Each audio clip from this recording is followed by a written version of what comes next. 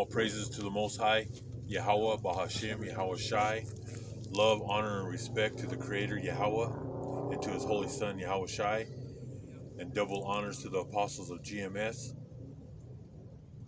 and to the four major prophets, the minor prophets, and the hopeful elect, the 144,000 brothers who are preaching the word of God on the four corners of the earth, the saints. And to the great multitude of the people, we're on another lesson. Today's that so-called pagan holiday that people celebrate. They're making mockery of the Native Americans. Today's lessons, we're going to be going into to the house of Reuben, the house of Gad, and the house of Issachar, who were already here in the land when the Edomites came. And we're going to start with the Apocrypha. This is the 1611, and he's going to read out of it, the Holy Book of 2nd Ezra. 2nd Ezra, chapter 13, and verse 40. It says, "Those are the 10 tribes which were carried away prisoners out of their own land in the time of Hosea the king, whom Salmanazar, the king of Assyria, led away captive, and he carried them over the waters, and so came they into another land." So right there this is after King David and King Solomon. We split. The northern tribe split from the southern tribe. The southern tribe was Judah, Benjamin, and Levite, and that's where the house of King David and King Solomon. And after Solomon's death, there was a few kings who will have to get on another lesson on that. But eventually we broke off. The northern tribes broke off from Judah, Benjamin, and Levite, which the top tribe on that one was Ephraim. And we were the 10 tribes were led away into Assyria. Then there was a time past where they didn't even want to mess with the lost tribes no more. So the Most High sent them on the other side of the world. And how do we know they came on the other side of the world? Because King Solomon used to send the Phoenicians on this side of the world, looking for gold, silver, and exotic animals when he was building the first temple. Because King David wanted to build the first temple, but the Most High told him he had too much blood on his hands. So he said it would be King Solomon, which we already know that's Yahweh Shai. He was King Solomon. And that's in the book of Matthew 1 and 1. So go on. It says, verse 41, "But they took this counsel amongst themselves, that they would leave the multitude of the heathen and go forth into a further country where never mankind dwelt." So there was nobody living on this side of the earth. And the 10 tribes got together. They weren't going back to the Holy Land. They left, and then they just wanted to continue to further go as far as they could. The Most High put the spirit on them to go on this side of the earth, where there was no tribes or people living on this side. But we do know King Solomon would send the Phoenicians over here to get the gold, silver, and there was Israelites too going with them. But the majority of those Phoenicians they used to travel the whole world. They were known to go to India to get a lot of the spices and herbs, and throughout to China. They went all over the world, and King Solomon sent them here. So the tribes knew to go as far as possible from these natural Gentiles. And at that time, those Assyrians were ruling. Go on. It says, "And go forth further into a country where no mankind dwelt, that they might there keep their statutes, which they never kept in their own land." Yeah, that's when the tribes went off, and that's why the Most High sent Assyria to pick the tribes up, because they were doing wicked. They were serving other gods, making statues, and they were sacrificing their children to Baal and other gods of the nations. So they even admitted that they weren't keeping the law, statutes, and commandments of this holy book. So they said, let's get as far as possible, go on the other side of the world, and maybe the tribes, we could start worshiping God. Go on. This is verse 43. And they entered into Euphrates by the narrow passages of the river. For the Most High then shewed signs for them, and he showed them how to get here, and we were following the chariots. The chariots led the northern tribes to this side of the world. Go on. and howled still the flood till they were passed over. It says verse 45. For through the country there was a great way to go, namely of a year and a half, and the same region is called Arzereth. And that was the name that was known for this side of the world when King Solomon sent the Phoenicians here. And it took a year and a half. So we know it wasn't Babylon or Iran out east to China, because it doesn't take a year and a half to get there. They went over the waters of the Atlantic to get on this side of the earth. It took a year and a half. So they had it was like the time of Noah, when Noah got the boat and he got the animals, he got the food. And I believe it was like 4 to 5 months with the water. But this was a year and a half, so they had to bring a lot of, different type of herbs and nuts and stuff that will last for a long time on that journey. And they were following the chariots of the Most High, just like when Columbus came. There's documentation that they were following chariots, and they knew. That's why when they were in Spain, a lot of brothers from southern Spain knew the ancient Hebrew. They put those brothers on those ships when Columbus came on this side of the earth, because they knew they were going to encounter the Hebrew Israelites, the lost tribes. And that's why we're bringing this truth out, because many people, now if you go talk to those Zionist Jews, and I've approached them, and I would tell them, they claim that they're from the tribe of Judah. I said, well, where's the other tribes? And they don't know what to say. I said, well, where's Reuben? Where's Gad? Where's Issachar? Where's Ephraim? And they don't know, because the Most High ain't dealing with them. They're not in the spirit. Go ahead into Genesis chapter 49. And that's why the Most High is dealing with the apostles and the prophets and the servants, that we're bringing out this truth so people could wake up that we're living in these end days. And here in America, the tribes were already here, and there was 3 main tribes right here in the United States. And that's Reuben, Gad, and Issachar. And Reuben lives mostly in the Florida, Georgia area. And Gad was also in the Cherokees, which they were pushed out to Oklahoma. And then you have the regular Gadites that are like the Apaches, Blackfeet, Arapaho, and on and on. That's the Gadites. And you have Issachar, which Issachar was in this land too. Issachar was in Arizona, Colorado, California, New Mexico. They were here before the Edomites, those old Romans that go back to the Roman Empire. They came to destroy. We'll go on to Genesis chapter 49. I think we're in verse 1. You can find it here. This is Genesis chapter 49 and verse 1. And Jacob called unto his sons and said, Gather yourselves together, that I may tell you that which shall befall you in the last days. In the last days, right there. Genesis chapter 49. This is Jacob. He was already an old man, and he sat down with all his sons. And he told them, this is what's going to happen.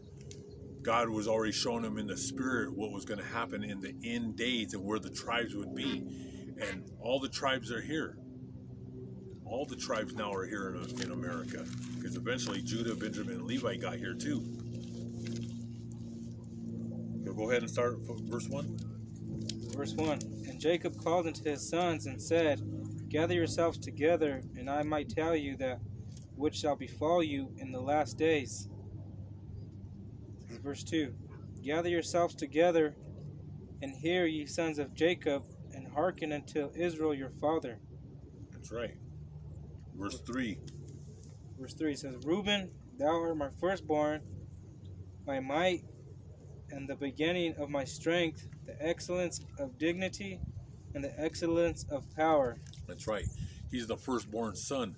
And those are today the Seminoles, which are, they number now about 5,000 here in Florida. There's a few that are in Georgia, and some all made it all the way down to Colorado, which this state right here, New Mexico, Arizona, and Old Mexico. So Reuben is here. And start from the top with Reuben. It says, verse 2, or verse 3.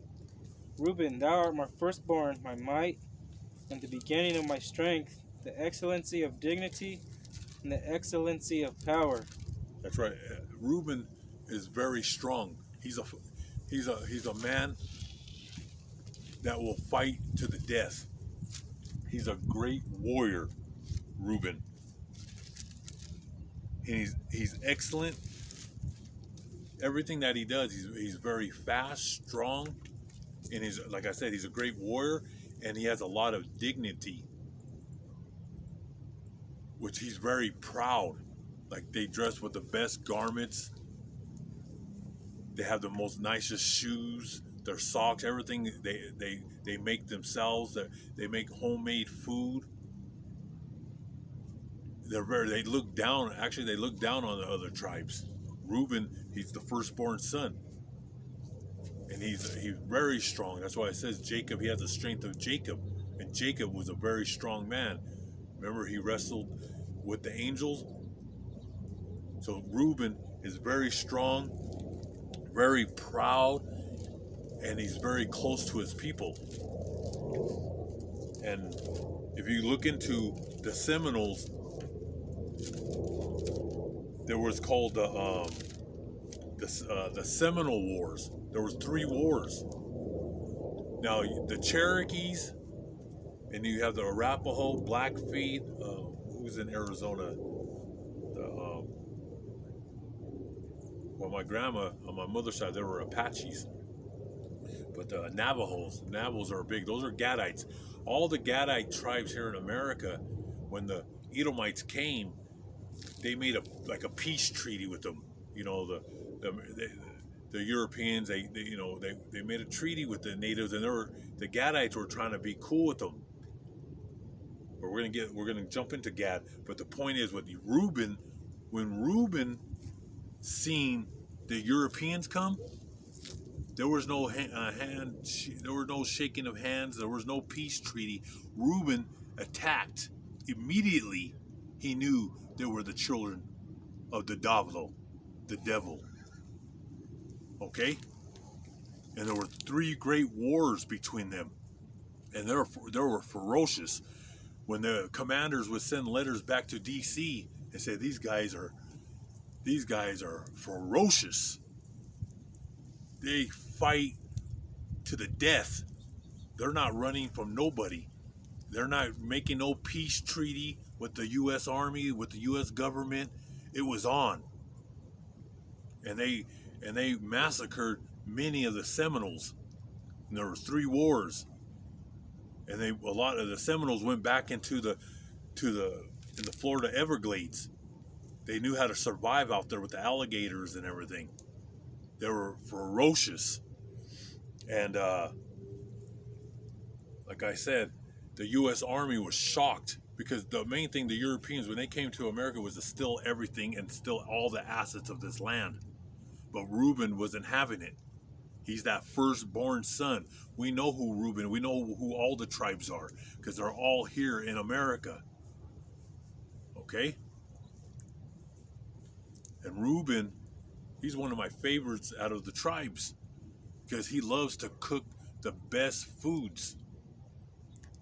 And they're real tight with their people. But they try to exterminate Reuben, and they couldn't. They were too strong. The Most High would not let them. There's a good scripture on Reuben. Let's see if you can find it on your. Let's see here. When he's finding it, I'll explain more on New Reuben. It's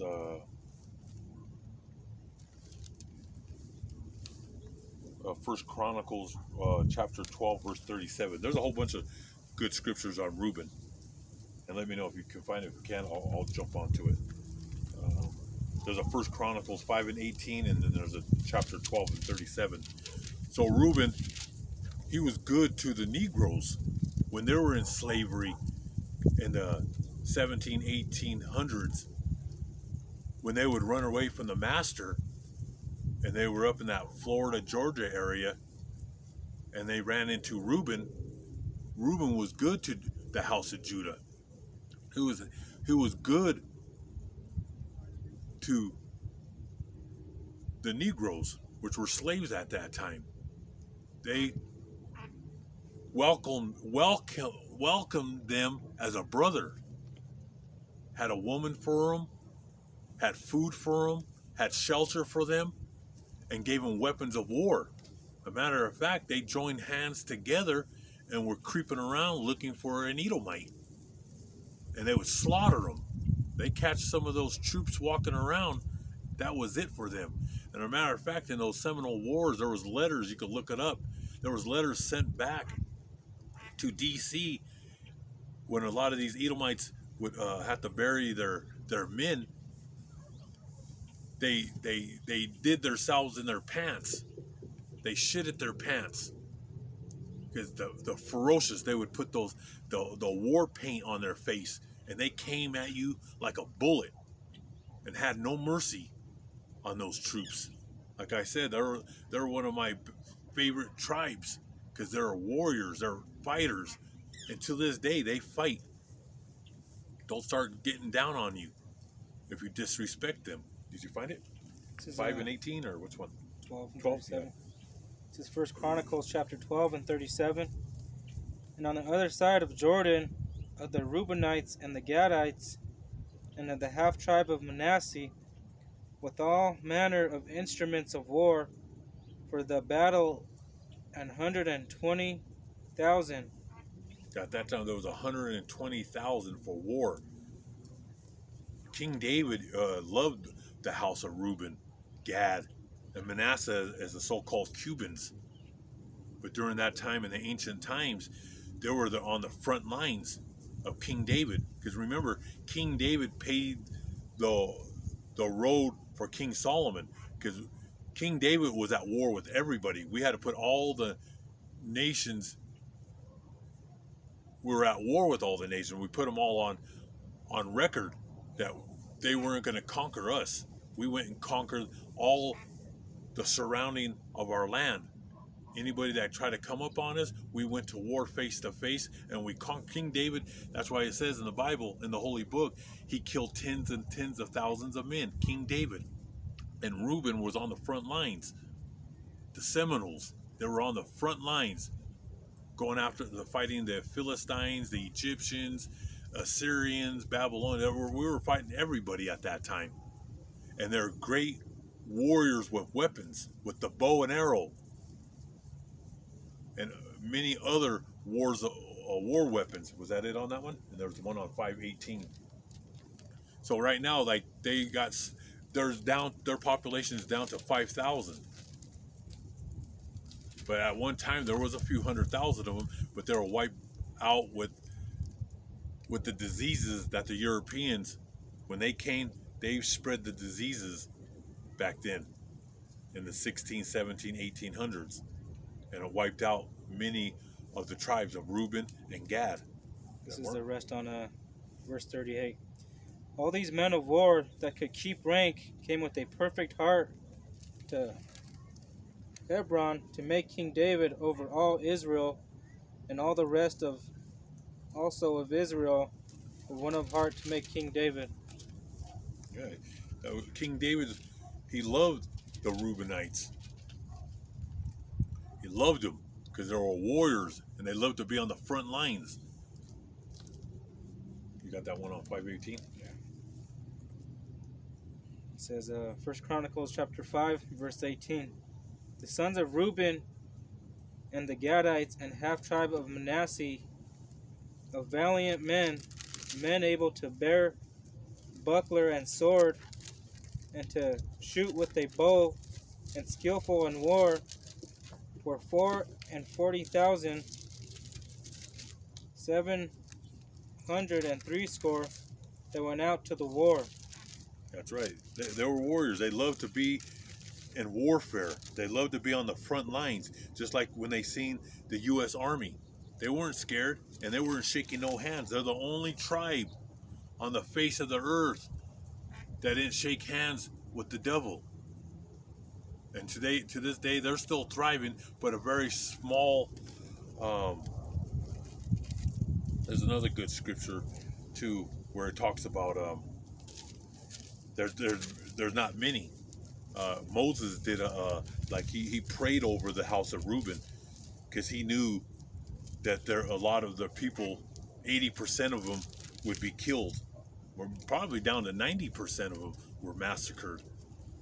You know, like I said, Esau doesn't play fair. He's a real demon. He likes to attack the women and the children. There's a lot of stories of what the U.S. Army did to the tribes, especially Reuben and Gad, and they loved to attack the women and the children. They would drown them, and they would massacre them to cut off the seed. That's why one of their sayings of the U.S. Army would be, "A good Indian is a dead Indian," and they're not even Indians, really. They're the tribes, the Israelites. The Indian came from because during that time of Columbus and all that, the farthest place that the Europeans went was India.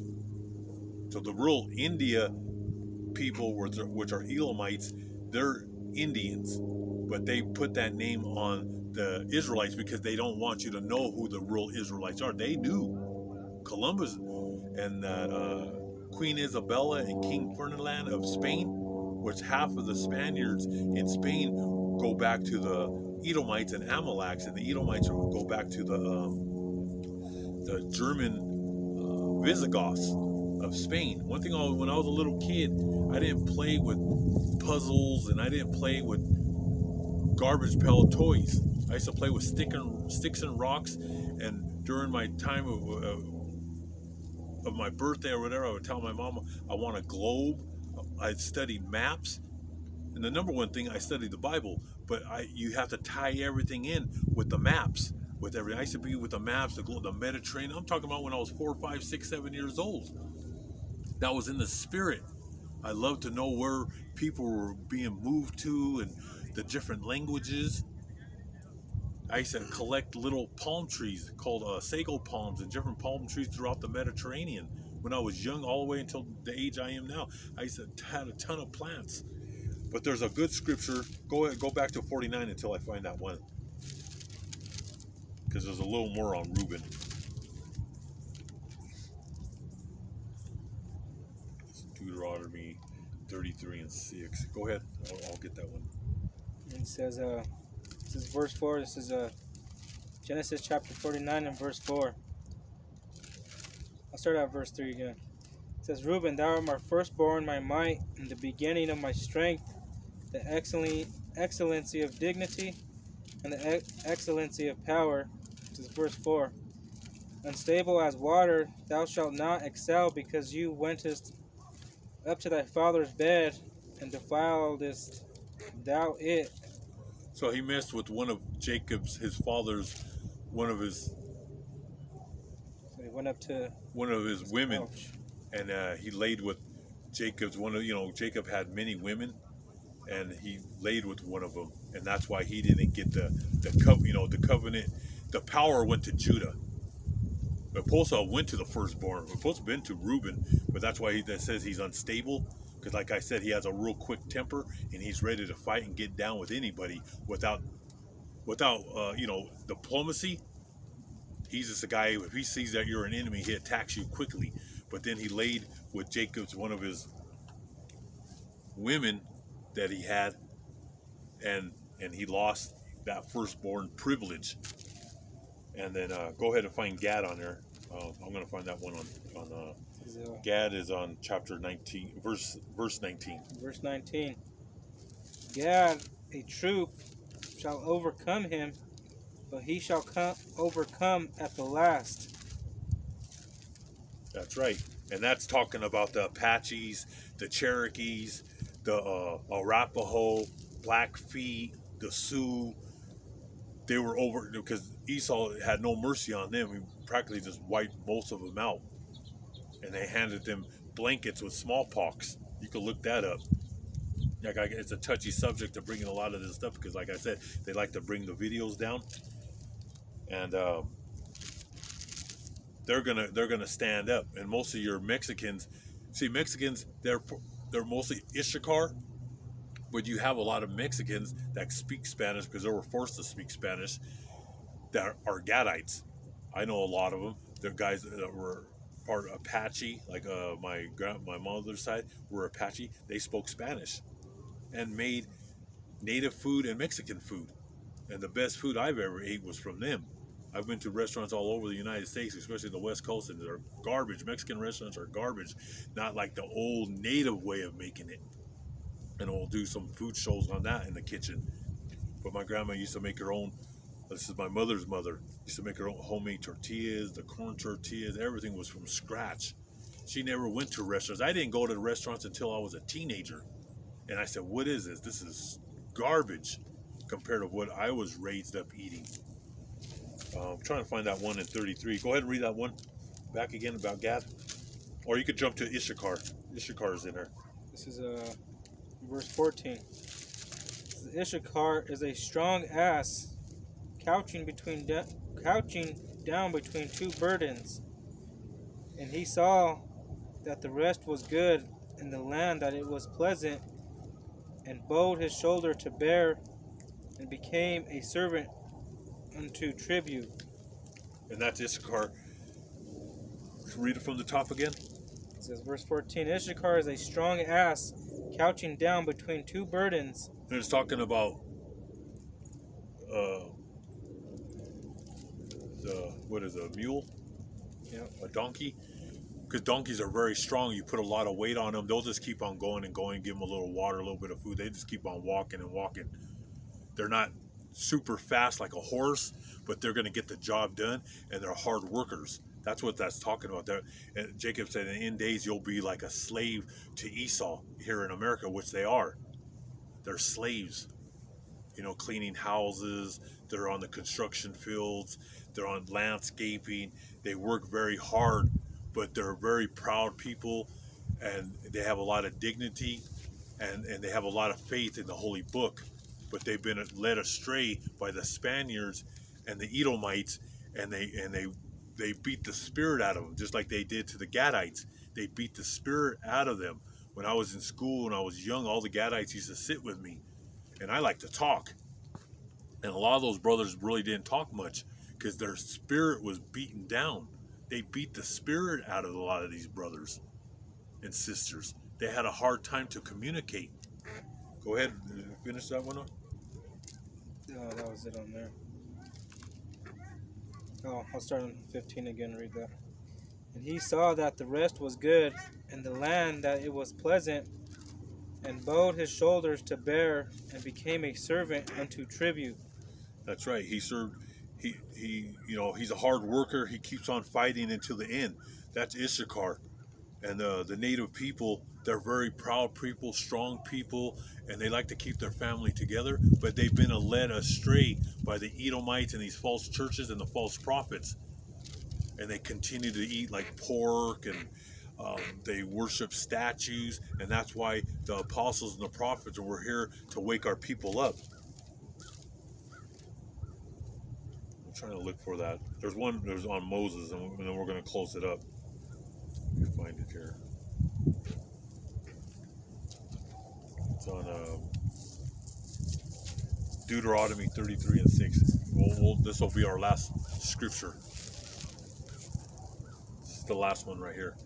And this is Moses, and he would put a blessing on Reuben.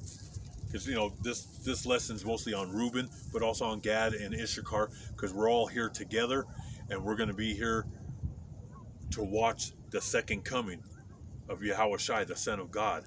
Go on. This is Deuteronomy chapter 33 and verse 6.